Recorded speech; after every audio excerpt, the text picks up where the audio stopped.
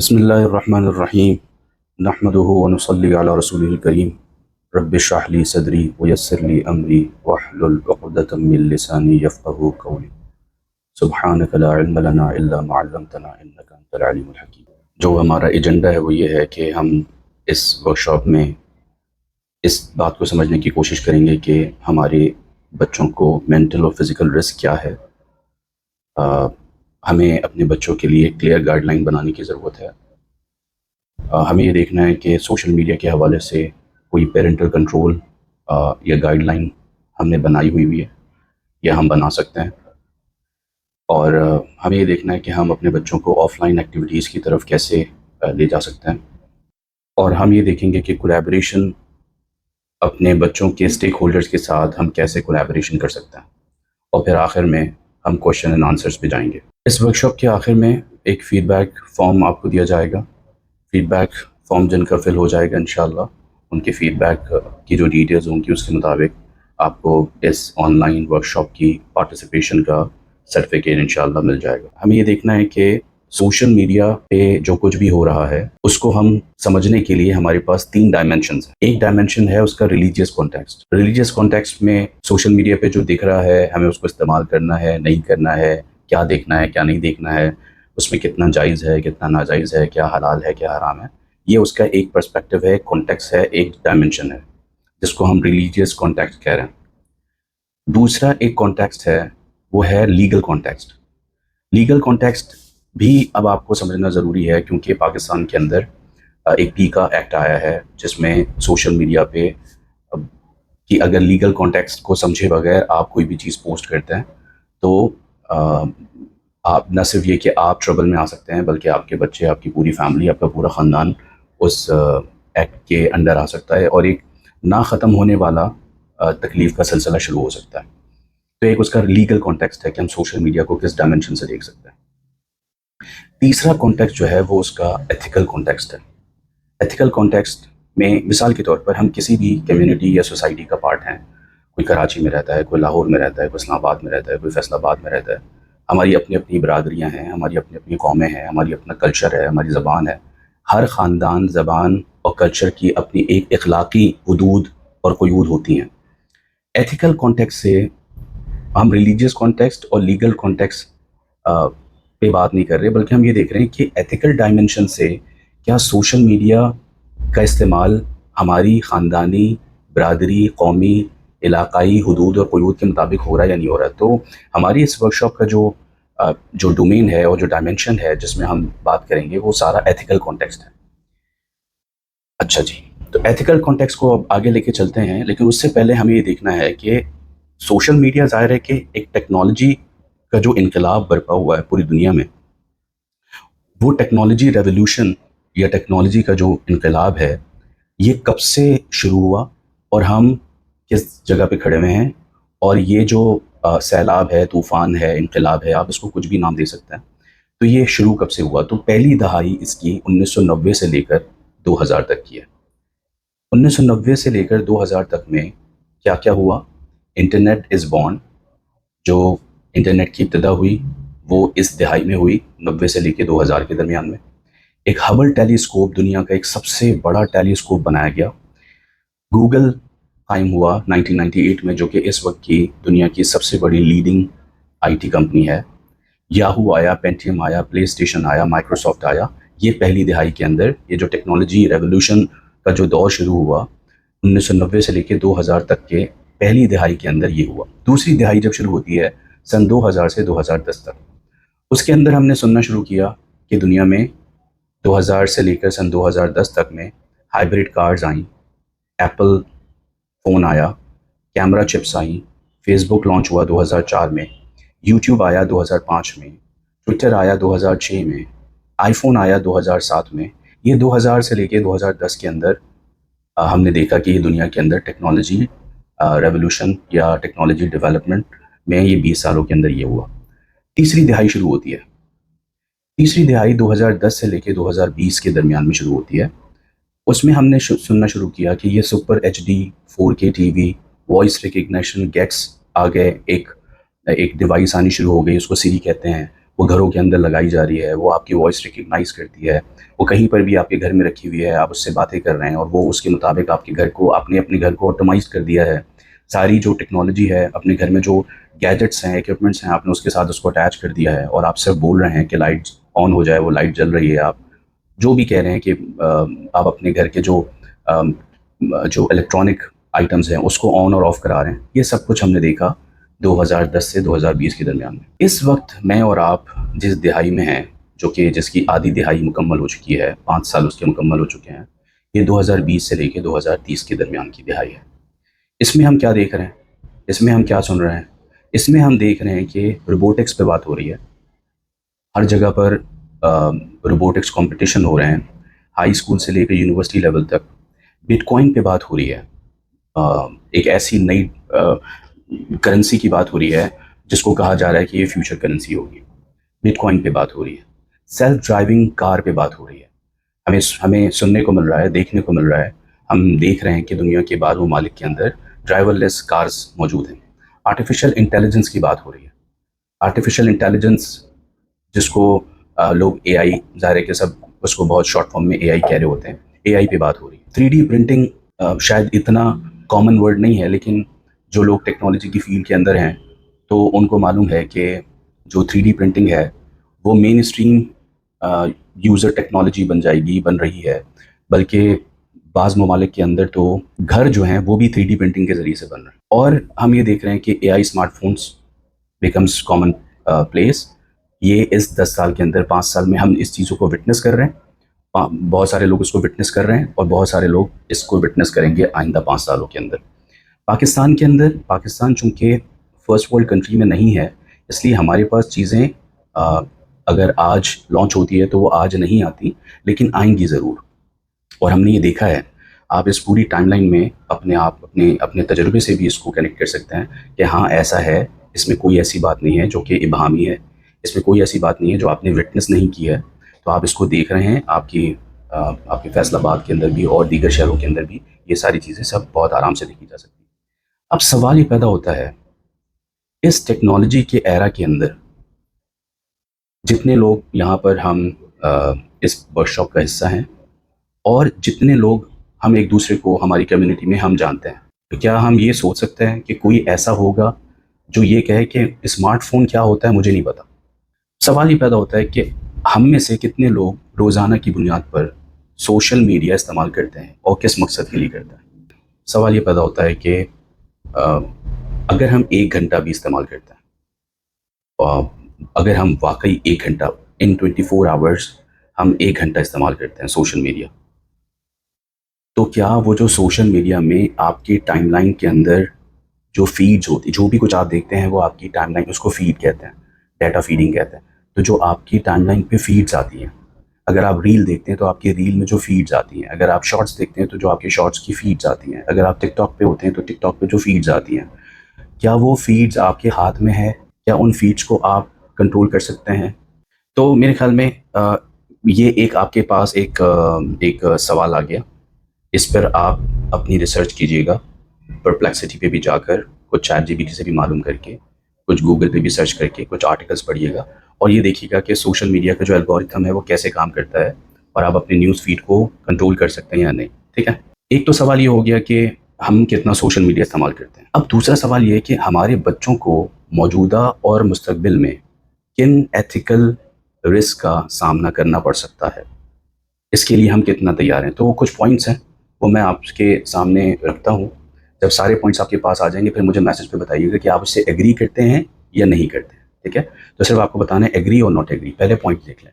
پہلا پوائنٹ ہے کہ سوشل میڈیا ایک آن لائن شکاری ہے، جو کہ کچھ شکار نہ کرے تو کم سے کم ہمارا وقت تو وہ ہمارا ٹائم تھیور تو ہے ہی وہ. دوسرا پوائنٹ یہ ہے کہ ہمارے بچوں کے لیے غیر اخلاقی مواد پیغام پھیلاتا ہے اور ہمارے بچوں کی جو مینٹل ہیلتھ ہے اس کو متاثر کرتا ہے. تیسرا پوائنٹ یہ ہے کہ سوشل میڈیا اوبیسٹی یا موٹاپے کا مسائل کا باعث بنے گا، کیونکہ بچوں کی جب وہ کوئی فزیکل ایکٹیویٹی نہیں ہوگی اور وہ اسکرین کے سامنے بیٹھے رہیں گے تو جس سے ان کی فزیکل گروتھ نہیں ہوگی.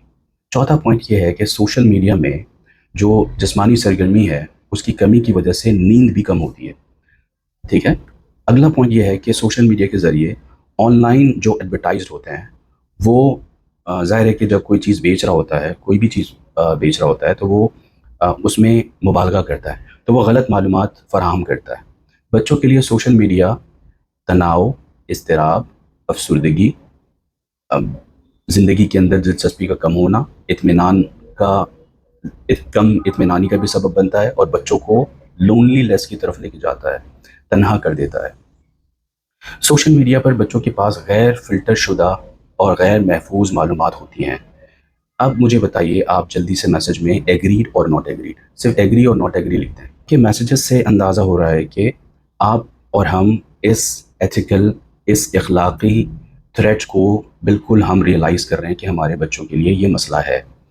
اب میں آپ کو ایک ویڈیو دکھا رہا ہوں، اس ویڈیو کو میں بغیر فلٹر کیے ہوئے دکھا رہا ہوں۔ یہ 2-2.5 منٹ کی ویڈیو ہے، اس کو آپ غور سے دیکھیں، پھر ہم اس ویڈیو کے بارے میں بات کریں۔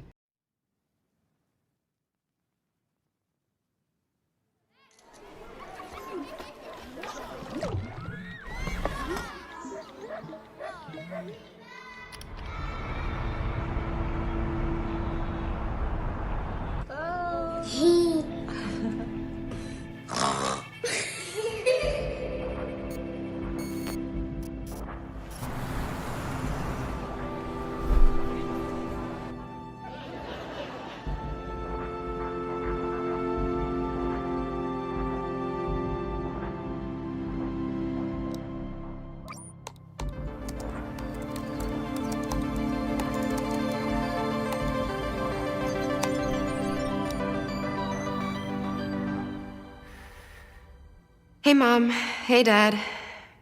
It's me, Ella. Well, a digital version of me. Just a bit older. Amazing what technology can do these days, isn't it?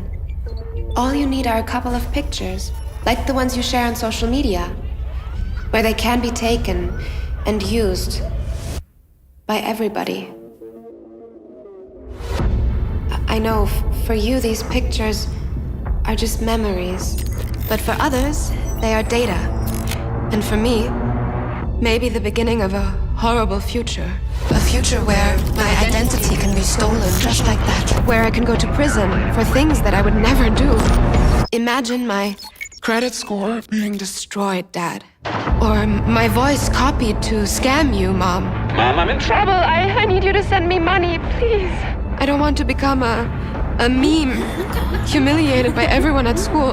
Kill yourself, you fucking loser.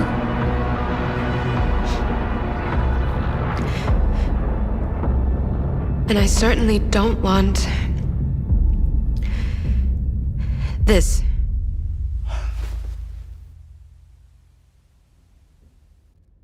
What you share online is like a digital footprint that will follow me around for the rest of my life. I'm telling you this because I know you love me and would never do anything to harm me. So please, Mom, please, Dad, protect my virtual privacy.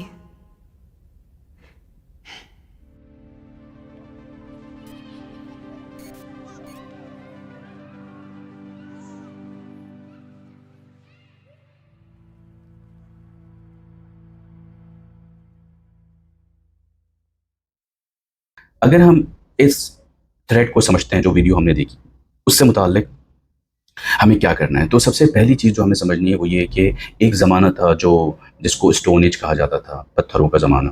آج کے زمانے کو کیا کہا جائے گا؟ آج کے زمانے کو اسکرین ایج کہا جائے گا۔ تو بحیثیت 21st century's parents, we have to learn and we have to capable ourselves to become an effective parent. اپنے بچوں کے حق میں ایک اچھا والدین بننے کے لیے ہمیں چیلنجز کا ادراک ہونا چاہیے، اور وہ چیلنجز کا ادراک یہ ہے کہ یہ سمجھنا ہے کہ جو آج کا دور ہے وہ اسکرین ایج کا دور ہے۔ ہر ایک کی جیب میں اسکرین ہے، ہر کوئی اسکرین سے کہیں نہ کہیں تھوڑا یا زیادہ پروفیشنلی یا ان پروفیشنلی، کمرشلی یا ان کمرشلی، وہ کہیں نہ کہیں اس سے اٹیچ ہے۔ تو ہمیں اس دور کے چیلنج کو سمجھنا ہے اور اپنی پیرنٹنگ کے اسٹائل پہ کام کرنا ہے۔ تو کیا کرنا ہے؟ ہمیں یہ دیکھنا ہے کہ اس کے جو نیگیٹو اثرات ہیں وہ ہمارے بچوں پر زیادہ پڑیں یا اس کے پازیٹیو اثرات زیادہ پڑیں، اس کے لیے ہم کیا کام کر سکتے ہیں۔ اس کے لیے ہمیں یہ دیکھنا پڑے گا بہت سارے والدین یہ نہیں جانتے کہ ان کو کیا کرنا ہے. بہت سارے والدین بعض دفعہ اریٹیٹ جب ہو جاتے ہیں تو اس کا یہ حل نکالتے ہیں کہ وہ اپنے بچوں سے فون لے لیتے ہیں. تو سوال ٹھیک ہے، اس وقت کی یہ اسٹریٹجی صحیح ہو سکتی ہے، لیکن ہمیں یہ سمجھنا ہے کہ کیا یہ طریقہ دائمی ہوگا یا دیر پا ہوگا، اس کا اثر ہوگا یا نہیں ہوگا. بچوں کی پرورش یہ کوئی آسان کام نہیں ہے. مولانا طارق جمیل صاحب دامت برکاتہم کے خود بیانات میں مولانا نے کئی دفعہ فرمایا ہے. ایک بیان مولانا نے ایک گورنمنٹ کا ایک پوڈیم تھا، اس پر مولانا نے کیا، 19-20 منٹ کا بیان ہے پیرنٹنگ پر، والدین سے متعلق، اور ہمارے ملک کے اندر والدین اپنی ذمہ داریوں سے کتنے غافل ہیں اس سے متعلق. وہ 19-20 منٹ کا مولانا کا وہ تاریخی بیان ہے پیرنٹنگ سے متعلق، وہ ضرور سننا چاہیے. تو پیرنٹنگ کوئی آسان کام نہیں ہے.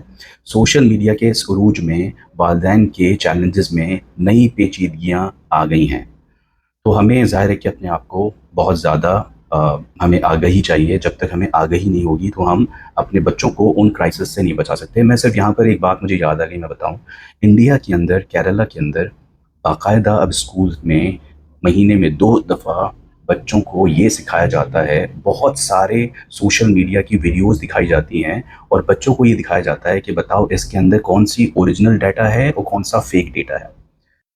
اگر والدین اس بارے میں عدم آگاہ ہیں، کس بارے میں، کہ بھائی بچے ہم سے اسکرین مانگتے ہیں، بچے ہم سے موبائل مانگتے ہیں، آئی پیڈ مانگتے ہیں، آئی فون مانگتے ہیں، بچے ہم سے کہتے ہیں ہمیں لیپ ٹاپ پہ کچھ دیکھنا ہے، تو ہم اپنے بچوں کو کتنی اسکرین دکھائیں. تو میں نے آپ سے جیسے کہا کہ ہماری جو یہ ساری ورک شاپ ہے وہ ایتھیکل کانٹیکٹ سے ہم بات کر رہے ہیں، ریلیجیس کانٹیکٹ سے بات نہیں کر رہے، ہم لیگل کانٹیکٹ سے بھی بات نہیں کر رہے. تو ایتھیکل کانٹیکٹ میں ہم ریفرنس لیتے ہیں ورلڈ ہیلتھ آرگنائزیشن کا. رائٹ، WHO یہ دنیا کا ایک عالمی ادارہ صحت ہے، جو کہ آپ نے اس کا بہت نام سنا ہوگا کووڈ کے اندر، اور ویسے بھی آپ جانتے ہوں گے اس کے بارے میں. ورلڈ ہیلتھ آرگنائزیشن WHO کی جو ورڈکٹس ہوتی ہیں یا اس کی جو کوئی اگر ریکمنڈیشنز ہوتی ہیں، تو دنیا کا کوئی بھی یہ جو طبی ادارے ہوتے ہیں وہ اس کی WHO کی ان ریسرچز کو اگنور نہیں کر سکتے. وہ اس کو ظاہر ہے کہ ایگزیکیوٹ کرتے ہیں اپنے اداروں کے اندر اور اس کو ایکنالج کرتے ہیں. تو WHO کی جو اسکرین سے متعلق ہدایات ہیں وہ کیا ہیں؟ اگر بچہ 2 سال سے چھوٹا ہے تو کسی بھی وجہ سے، کسی بھی ریزن سے آپ اس کو اسکرین 1 منٹ کے لیے بھی نہیں دکھا سکتے. اگر بچہ 2 سال سے بڑا ہے اور 4 سال تک کا ہے تو 24 گھنٹے میں 60 منٹ تک اسکرین دکھائی جا سکتی ہے. اس کی بہت ڈیٹیل ہے، اس کا بہت بڑا وائی ہے، وائی کی ایکسپلینیشن ہے، اس کے پیچھے بہت ساری چیزیں ہیں، لیکن ہمارے پاس اس وقت نہیں ہے اس وائی میں جانے کا. لہٰذا WHO کی یہ ریکمنڈیشن ہے 60 minutes in 24 hours from 3 to 4 years جو بچے ہیں ان کے لیے. 5 سال سے لے کر 17 سال کے جو بچے ہیں ان کے لیے 24 گھنٹے کے اندر زیادہ سے زیادہ 2 گھنٹہ اسکرین دکھائی جا سکتی ہے. پیرنٹ جو ہے وہ اپنے بچوں کو کیمبرج اسکولنگ کرا رہے ہیں یا آغا خان یونیورسٹی ایگزامینیشن بورڈ سے ایفیلیٹڈ بچے ہیں، یا کچھ ایسے اسکولز ہیں جو کہ پرائمری، یعنی اگر بچہ 11 سال 12 سال کا ہو جاتا ہے، وہ گریڈ 6 میں پڑھ رہا ہوتا ہے، تو وہ بچوں کو لیپ ٹاپ یا کروم بک منگوا لیتے ہیں، بچوں کو ICT انٹیگریٹڈ لرننگ کرا رہے ہوتے ہیں. تو اگر کوئی ایسا ادارہ ہے تو پھر ایسے بچوں کے لیے WHO کی جو ریکمنڈیشن ہے وہ یہ ہے کہ 24 گھنٹے میں 4 گھنٹے تک کا اسکرین ٹائم ہو سکتا ہے. اچھا چلیں، یہ تو WHO نے بتا دیا کہ اگر بچہ 2 سال سے چھوٹا ہے، اگر بچہ 2 سال سے بڑا ہے، اگر بچہ 5 سال سے بڑا ہے، اگر بچہ 17 سال سے چھوٹا ہے تو وہ کتنا اسکرین دیکھ سکتا ہے. لیکن میرا سوال یہ ہے کہ کیا دیکھ سکتا ہے؟ کیا ہم نے ایک، ظاہر ہے کہ ایک کمیونٹی ہے جو کہ حسنین کے ساتھ، مدرسہ الحسنین کے ساتھ جڑی ہوئی ہے، وہاں کے مدرسے کے ساتھ جڑی ہوئی ہے. فیصل آباد کی ایک کمیونٹی ہے جو مولانا طارق جمیل صاحب دامت برکاتہم کے ساتھ جڑی ہوئی ہے، ہمارے علماء کے ساتھ جڑی ہوئی ہے. سوال یہ پیدا ہوتا ہے، چلیں یہ پتہ چل گیا کتنا دیکھ سکتے ہیں، سوال یہ پیدا ہوتا ہے کہ کیا دیکھ سکتے ہیں، کیا دیکھ سکتے ہیں، کیا دکھائیں گے آپ، کیا دکھائیں گے؟ ٹک ٹاک پہ جو چیزیں آ رہی ہیں وہ دکھائیں گے، یوٹیوب کے شارٹس پہ جو چیزیں آ رہی ہیں وہ دکھائیں گے، فیس بک کے جو ویڈیوز پہ چیزیں آ رہی ہیں وہ دکھائیں گے، کیا دکھائیں گے آپ؟ ہم کوئی 8-10 چینلز نکال سکتے ہیں ایسے جو کہ ایتھیکلی الائنڈ ہوں اور وہ ہم اپنے بچوں کو دکھا سکتے ہوں. کیا خیال ہے؟ چلیں کتنا دیکھ سکتے ہیں یہ تو آ گیا، کیا دکھائیں؟ اس کے اسکرین پہ جو کچھ آ رہا ہے وہ سب کچھ دکھا سکتے ہیں. ریلیجیس کانٹیکٹ سے نہیں، ایتھیکل کانٹیکٹ سے. ویلاگز دکھائیں لوگوں کی جو ہمارے ہاں پاکستان میں دیکھے جا رہے ہیں، جو چیزیں ٹرینڈ کر رہی ہیں، ٹرینڈنگ ویڈیوز اگر آپ دیکھیں گے تو آپ حیران ہو جائیں گے، اور پھر آپ کو یہ سوال پیدا ہوگا کہ کیا یہ ٹرینڈنگ کانٹینٹ جو ہمارے ہاں پاکستان میں ٹرینڈ کر رہا ہے، کیا وہ ٹرینڈنگ کانٹینٹ ہم دکھائیں بچوں کو؟ چلیں، سوال میں نے کر دیا، آپ اس کا جواب دیکھیے اور پوچھیے اور لوگوں سے بات کیجیے. ایک فیصل آباد میں کوئی چرچا ہونا چاہیے، کچھ لوگ آگے آنے چاہیے، کمیونٹی بننی چاہیے، کوئی اچھے کانٹینٹ کریٹ کرنے کے لیے ایک ادارہ بننا چاہیے. یہ سب سجیشن ہے. اللہ کرے ہم اس طرف بھی متوجہ ہوں اور ہم کانٹینٹ کریشن، کوئی مورل کانٹینٹ کریشن کی طرف جائیں. ایسا کانٹینٹ ہو جو 5 سال کے بچے کو ان کی سائیکولوجیکل انٹرسٹ کے مطابق بھی دکھا سکیں، اور ایسا کانٹینٹ ہو جو ٹین ایجر کو بھی ہم دکھا سکیں، اور وہ ایسا کانٹینٹ ہو جس کے اندر کوالٹی بھی ہو اور کانٹینٹ بھی ہو اور ہماری ویلیوز کے ساتھ، ایتھیکل ویلیوز کے ساتھ الائن بھی ہوں. آگے چلتے ہیں. کیا بحیثیت والدین ہمارے پاس یہ رائٹس ہیں یا ہونے چاہیے کہ ہم اپنے بچوں کی نگرانی کریں، ہم اپنے بچوں کے لیے رولز بنائیں، یا ہم بحیثیت والدین یعنی پرمیسو رہیں کہ اب کیا کریں جی، بچے ہمارے سنتے نہیں ہیں؟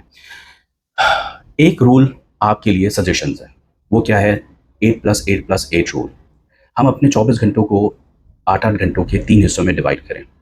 8 hours for hard work, 8 hours for good sleep, and 8 hours should be spent on 3 F's, 3 H's and 3 S. 3 گھنٹے جو 3 F's پہ لگائیں. 3 F's are family, friends and faith. 3 H's جو ہم 3 گھنٹے لگائیں وہ ہیلتھ، ہائیجین اور ہابی. 3 S جو ہم 3 گھنٹے لگائیں وہ ہونا چاہیے 3 S are soul, service and smile. Right. اور اس میں ظاہر ہے کہ civil, service and smile, health, hygiene and hobby, family, friends and faith, یہ سب کچھ ہم اپنی جو ہماری خاندانی اقدار ہے اور جو ہماری کمیونٹی کی ڈیمانڈ ہے اور جو بھی ہمارا فیملی سیٹ اپ ہے کہ ہم اکیلے رہتے ہیں، مکس فیملی میں رہتے ہیں، جوائنٹ فیملی میں رہتے ہیں، ہم ایک ساتھ رہتے ہیں، اوپر نیچے رہتے ہیں، وہ جو بھی ہماری خاندان کی سیٹنگ ہے، ہمارے رہنے کی طریقہ ہے، ہم اس کے مطابق اس کو میپ کریں. اگلا سوال یہ ہے کہ کیا کسی بھی قسم کی کوئی مانیٹرنگ پیرنٹل کنٹرول ایپ آپ کے پاس اس وقت موبائل میں ہے؟ میسج میں بتائیے یس اور نو. ایپ جو ہے وہ ہے جو آپ کو انسٹال کرنی ہے اپنے موبائل میں، گوگل فیملی لنک. پلے اسٹور سے یا ایپل اسٹور سے، آپ جو بھی موبائل استعمال کرتے ہیں، آپ کو یہ ایپ مل جائے گی. گوگل فیملی لنک آپ کلک کریں گے، گوگل فیملی لنک آپ کے پاس موبائل پہ آ جائے گی. جب آپ موبائل میں یہ ایپ انسٹال کر لیں گے تو پھر کیا ہوگا کہ آپ اپنے موبائل میں اس ایپ کو انسٹال کرنے کے بعد اپنے بچے کے موبائل میں یا ڈیوائس میں جائیں گے. وہ آئی پیڈ استعمال کرتا ہے یا گھر کی کوئی اور ڈیوائس استعمال کرتا ہے، اس میں آپ جائیں گے. اگر وہ کروم بک استعمال کرتا ہے، کوئی بھی ایپ استعمال کرتا ہے، آپ اس میں جائیں گے اور اس کے اندر، ہر فون کے اندر ایک سیٹنگ کا آپشن ہوتا ہے. تو سیٹنگ کے آپشن میں جا کر نیچے کی طرف جب آپ اس کو کریں گے تو سیٹنگ کے مینیو میں ایک آپشن ہوتا ہے جس کو ہم کہتے ہیں گوگل. وہاں پہ نیچے آ رہا ہوگا گوگل. تو سیٹنگ کے آپشن میں جا کر گوگل کے آپشن میں جب آپ جائیں گے، وہاں سے آپ بچے کے، وہاں پہ ایک آپشن آ رہا ہوگا پیرنٹل کنٹرول. یہ بچے کی ڈیوائس میں جا کے کرنا ہے. اور پیرنٹل کنٹرول میں جب آپ جائیں گے تو پھر وہاں سے کچھ تقریباً 5-6 اسٹیپس ہیں جس میں آپ کو بچے کی ای میل ایڈریس اور یہ ساری چیزیں اور اپنا ای میل ایڈریس وغیرہ ڈالنا ہے، اور پھر اس طریقے سے جو بچے کی ڈیوائس ہے وہ آپ کی ڈیوائس کے ساتھ لنک ہو جائے گی. جب آپ ایک دفعہ اس میں مشکل سے ساری چیزوں میں شاید 5 سے لے کے 10 منٹ کا وقت لگے گا، لیکن جیسے ہی یہ دونوں لنکس ہو جائیں گی تو پھر آپ کو وہ بچہ اپنی ڈیوائس پہ کچھ بھی کر رہا ہوگا، جو بھی وہ دیکھ رہا ہے، ساری چیزوں کا ڈیٹا آپ کو آپ کے موبائل پر نظر آ رہا ہوگا. اور اگر آپ کسی بھی وقت اس کے موبائل میں کسی چیز کو آف کرنا چاہتے ہیں، اس کے موبائل کو آف کرنا چاہتے ہیں، اس کے موبائل کو شٹ ڈاؤن کرنا چاہتے ہیں، اس کی کسی اسکرین کو لاک کرنا چاہتے ہیں، اس کا اسکرین ٹائم سیکیور کرنا چاہتے ہیں، منیمائز کرنا چاہتے ہیں، اس کی سرچ کو دیکھنا چاہتے ہیں، اس کی ہسٹری کو دیکھنا چاہتے ہیں، یہ ساری چیزیں آپ اپنے موبائل میں فیملی لنک سے آپ دیکھ سکتے ہیں. اگلی بات کرتے ہیں کہ ہمارے بچوں کے جو اسٹیک ہولڈرز ہیں ان کے ساتھ ہم کیا کریں گے. اپنے بچوں کو اصول اور آداب سکھانے یا اس پر چلانے کے لیے اگر ہم کوئی اصول بنا رہے ہیں تو سزا یا سختی کرنے کا فائدہ ہوگا یا نقصان؟ ہمارے والدین نے جو ہمارے ساتھ پیرنٹنگ کی ہے وہ یہ کی ہے. ہمارے ہاں عمومی طور پر پورے پاکستان میں جو پیرنٹنگ کا اسٹائل ہے وہ صرف 3 بنیادوں اور 3 ستون پہ کھڑا ہوا ہے. پہلے روکو، اس کے بعد ٹوکو، اور اس کے بعد ٹوکو. یعنی عمومی طور پر ہم پورے پاکستان، جو یہاں پر ملینیلز ہیں جو 80s اور 90s میں پیدا ہوئے ہیں، ان کو پتہ ہے کہ وہ کیسے بڑے ہوئے ہیں. اور ہمارے لیے چیلنج یہ ہے کہ جتنا ہم کٹے اور پٹے ہیں، ہم اپنے بچوں کو شاید خود بھی ہم نہیں ان کو مار سکتے اور ہمارا دل نہیں چاہتا. ٹھیک ہے، بالکل ٹھیک ہے. تو ہم کیا کرتے ہیں، ہم ایک کتاب ہے، اس کا نام ہے افیکٹو اسلامک پیرنٹنگ. بہت مشکل، بہت بڑی کتاب نہیں ہے، 30 صفحے کی کتاب ہے ایک، بلکہ آپ اس کو یوں کہیں کہ ایک کتابچہ ہے جس کا نام ہے افیکٹو اسلامک پیرنٹنگ. اگر آپ کو موقع ملے آپ گوگل پہ سرچ کیجیے گا افیکٹو اسلامک پیرنٹنگ، تو وہ آپ کو PDF مل جائے گی. بہت شاندار کتاب ہے، بہت ہی ٹو دا پوائنٹ آپ کو اس افیکٹو اسلامک پیرنٹنگ کے پوائنٹس دیے ہوئے ہیں. میں نے اسی کتاب سے یہ پوائنٹ لیا ہے اپنی اس موضوع کو مکمل کرنے کے لیے. The right alternative to punishment in raising a child is called directed positive influence.